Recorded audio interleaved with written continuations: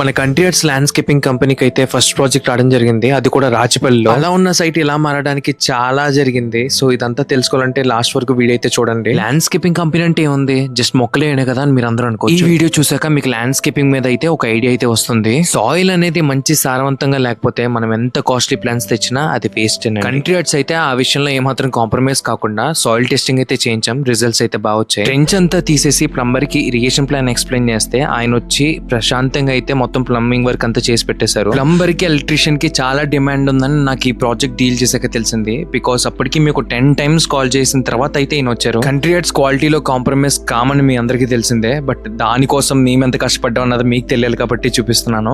So soil కోసం మేము ఎతకని చోటు అంటూ లేదు. క్లయింట్ బాధ్యతగా మనకి ప్రాజెక్ట్ అప్ చెప్పిన తర్వాత అది మనం ఇన్ టైం కి కంప్లీట్ చేయాలంటే ఎంత కష్టం అన్నది నాకు ఇప్పుడైతే తెలిసింది.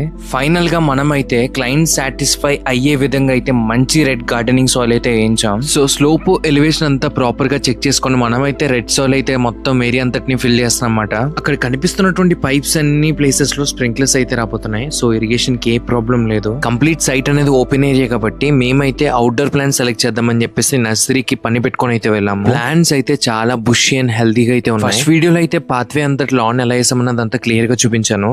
సో ఈ వీడియోలో ఏంటంటే జకరాండ్ అనేసి ఈ ట్రీ మీరు చూసినట్లయితే కంప్లీట్ పర్పుల్ కలర్ ఫ్లవర్స్ అయితే వస్తాయి. ఇదైతే పాత్ కి సెంటర్ లో వేయడం అయితే జరిగింది. వర్కర్స్ కి అయితే మార్కింగ్ అయితే పెట్టేశాను. దాన్ని బట్టి వాళ్ళైతే ఇంకా ప్లాంటింగ్ అయితే స్టార్ట్ చేసేసారు. మేము డిబ్లింగ్ చేస్తుంది అయితే బఫెలో మదర్ గ్రాస్ అంటాం. సో ఎవరికన్నా సరే కాస్ట్ ఎక్కువ అవుతుంది అనిపిస్తే కనుక ఇలా షేడ్ గ్రాస్ కూడా వేసుకోవచ్చు లార్జర్ ఏరియాస్ కి.